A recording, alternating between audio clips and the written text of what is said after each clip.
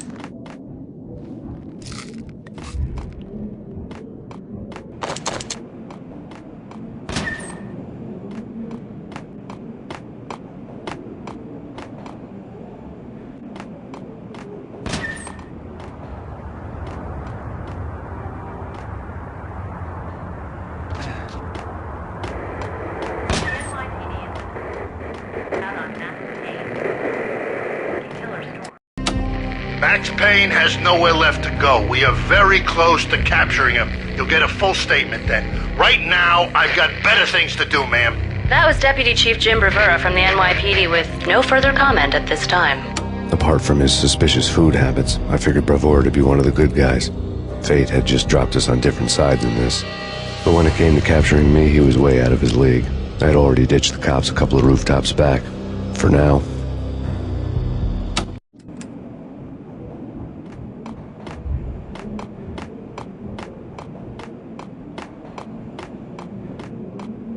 He's coming!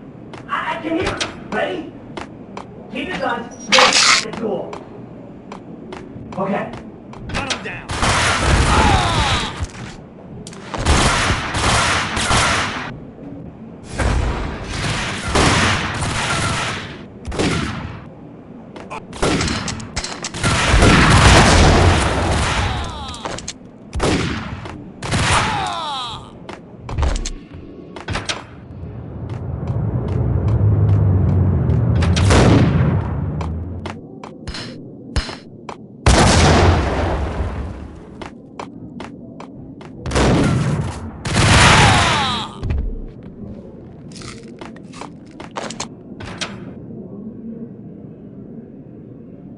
Open, goddammit! Payne! I'll kill you, you lousy freaking cop!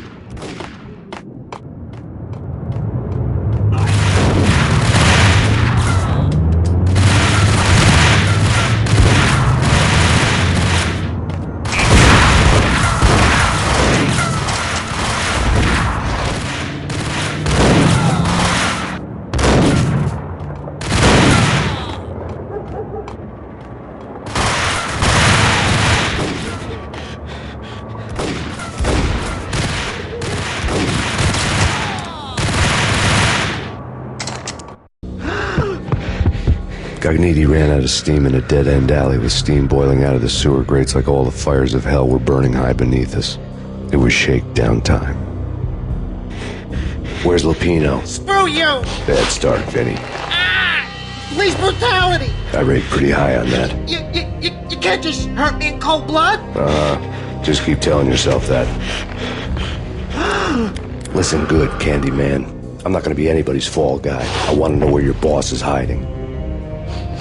There was no glory in this. I hadn't asked for this crap. Trouble had come to me in big dark swarms. The good and the just were like gold dust in the city. I had no illusions. I was not one of them. I was no hero. Just me and the gun and the crook. My options had decreased to a singular course. I'll tell you, just don't hurt me no more! Lupino's at Ragna, the nightclub! Book me! Take me in the whole minute to freaking jail, just don't hurt me! Your rights will be ready at your funeral.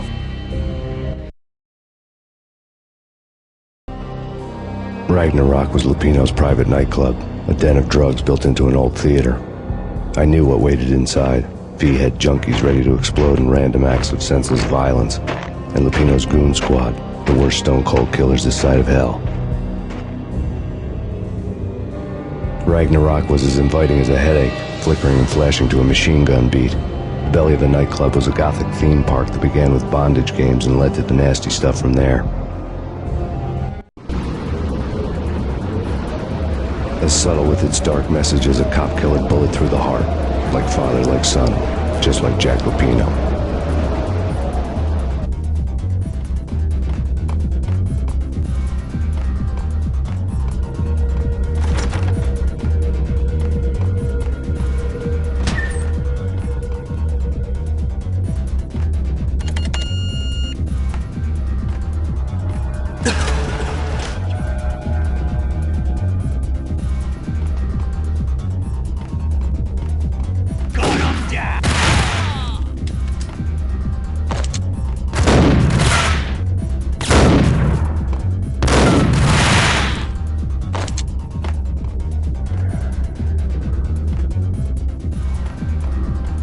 The book had never been a bestseller.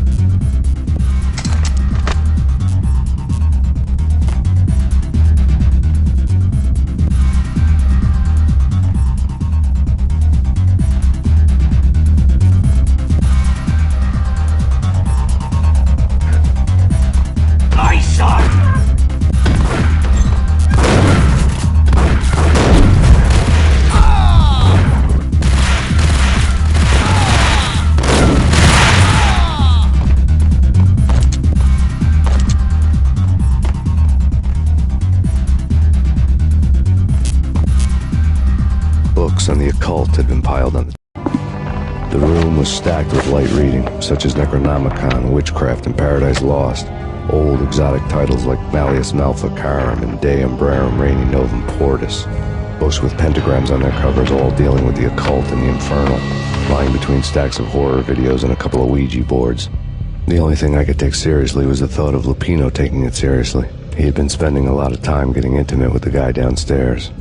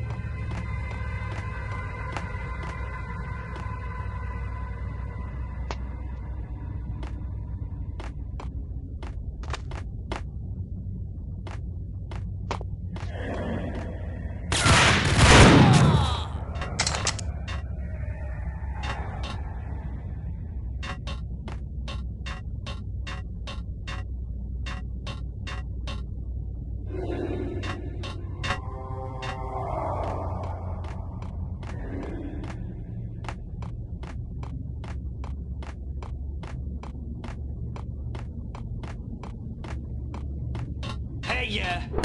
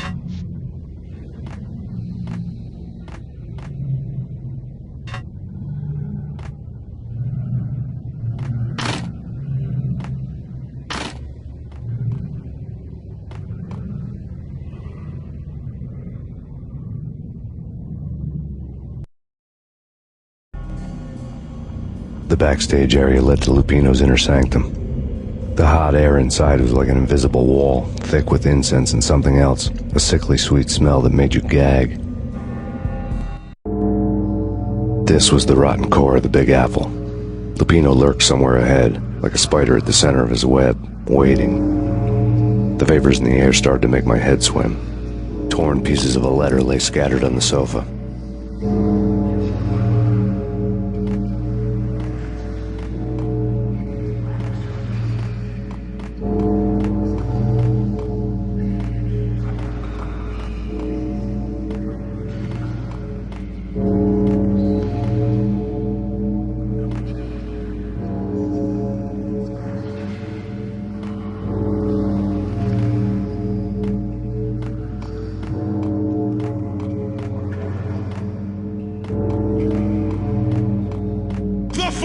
Of fallen angels, come to me all, Astaroth, Beelzebub, you all! Secret, living under the skin of reality. I've seen it, the corruption of flesh.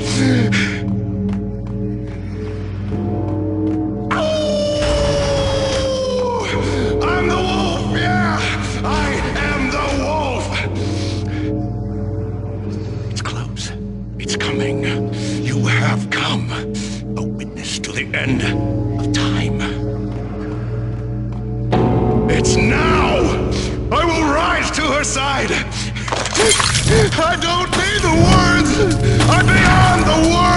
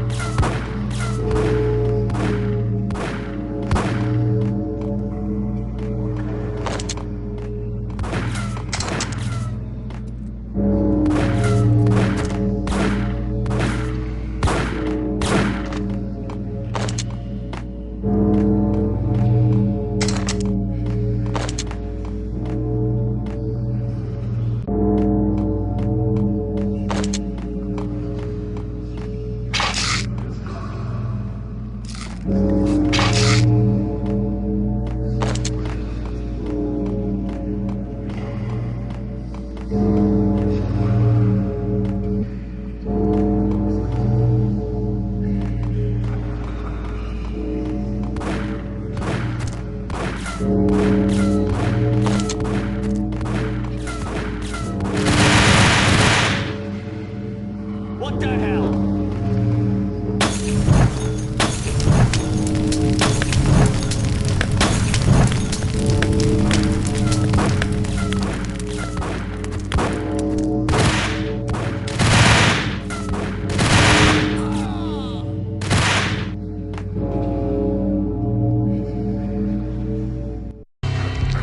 I had known there'd have to be a catch in it somewhere, and this one was the Empire State Building of catches. Lupino was pumped up and dying to go 15 rounds with a mutant alligator. And then he started this spooky monkey talk, straight from a bad dream. Mine. I have tasted the flesh of fallen angels. I've tasted the devil's green blood. It runs in my veins. I've seen beyond the world of skin, the architecture of blood and bow and arrow. Death is coming! She is coming, and hell follows with her. This is the twilight winter. I am ready to be her son. Her time is now, and all who stand in her way must die!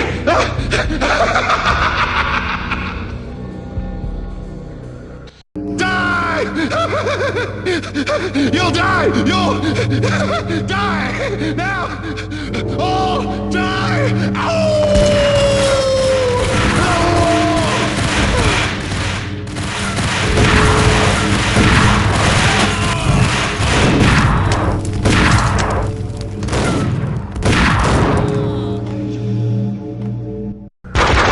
When Lupino finally went down, I wanted to make real sure he'd stay that way. V was a bad monster. Turned them into friggin' zombie demons from outer space. I think he's dead already. Huh? And that's when it happened. But dead or not, you've got the wrong guy. In stepped this knockout femme fatale, holding a gun to my face. I returned the favor. Lisa Punchinello. Lisa Punchinello was the Don's wife. Mona Sachs, Lisa's evil twin. Your safety's off, evil twin. You might hurt someone with that gun of yours. Lisa's the damsel in distress. I'm the professional. I'd blow you away without batting an eye. Sure, and you can check out my credentials splattered all over this joint. Jack couldn't have framed you, not the state he was in. We're after the same slime bag. Angelo Punchinello's the one who murdered your friend and framed you with it. You know this for a fact? I've got my sources. I don't have a clue these days. I just shoot them as they come. Who put a contract on the Archfiend? This one's mine. I hate the guts of that sadistic wife-beater.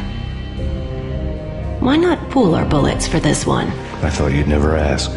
My finger was starting to twitch. How do you like your whiskey? I'm easy, as long as you don't try to slip me a Mickey.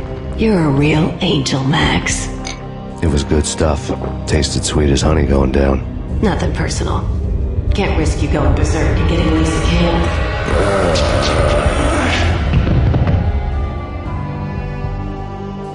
The nightmare was always the same. Violent shapes moving in darkness, old and ugly. The killer's mad laughter was a riddle filled with wicked innuendo.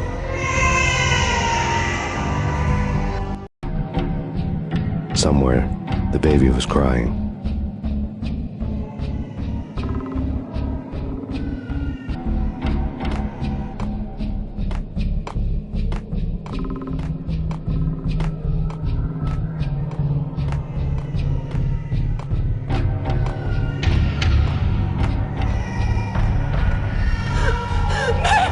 No, please, Max! Why? I didn't mean to. I'm sorry.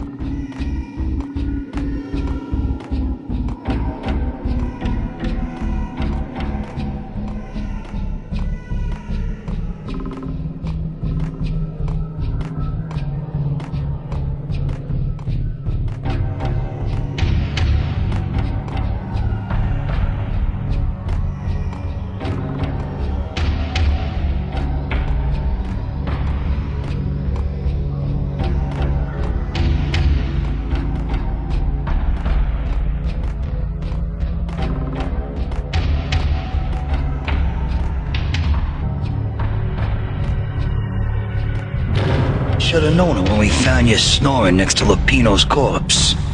A comedian, huh?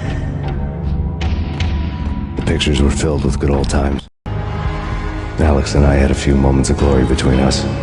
Crime-fighting comrades, the best in NYPD DEA collaborative team.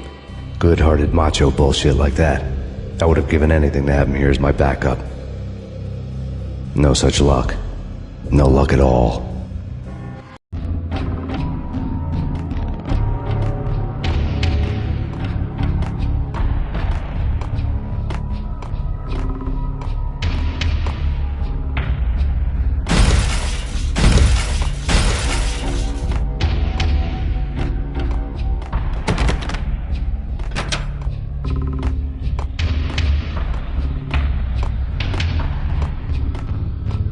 I really love to watch cartoons. Captain Baseball Bat Boy's my favorite.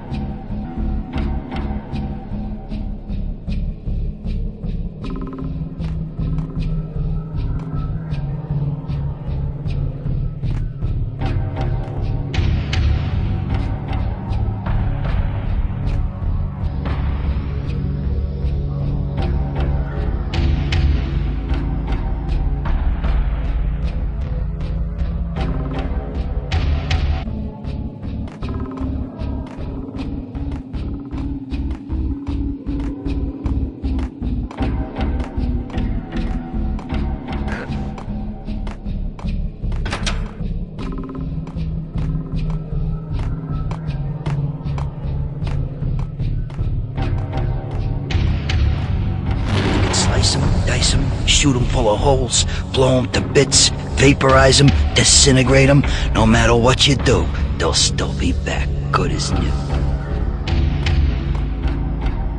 Michelle's diary lay on the table. Max, no, please, Max. Why? I didn't mean to. I'm sorry.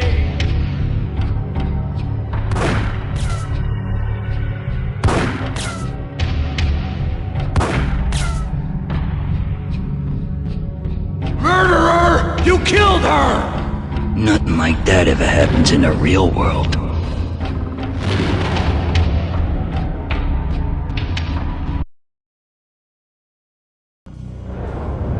I woke up in a bad dream. My head felt 2 sizes too small for my brain. Max Payne. I envy your name. And the killer was smiling. Pleased to meet you. I'm Frankie the Bat Niagara. Niagara, as in you cry a lot? He had a baseball bat and I was tied to a chair. Pissing him off was the smart thing to do.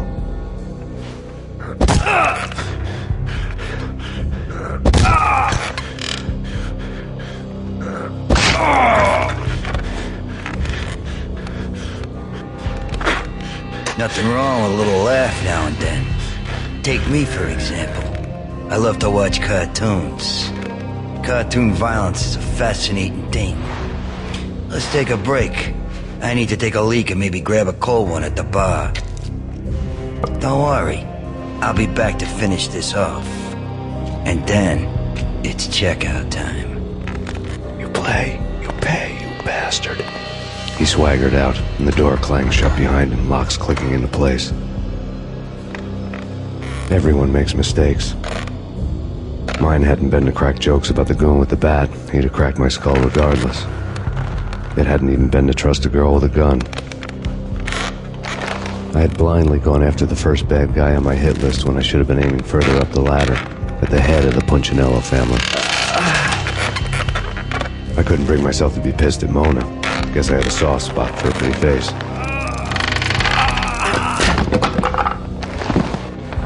But when somebody decides to play baseball with your head, you tend to get sore. They had dragged me back to the basement of Lupino's hotel. I was beaten, bruised, and blue. I felt like the chair I had broken to get free.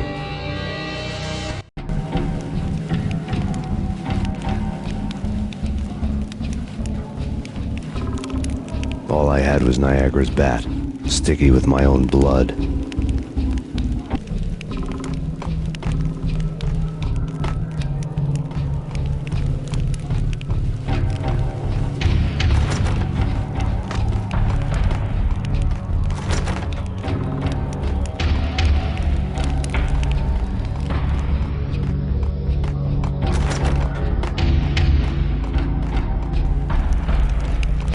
Without a gun, I'd be no match for Frankie's men. I'd have to play hide and seek with them. We'll take care of it.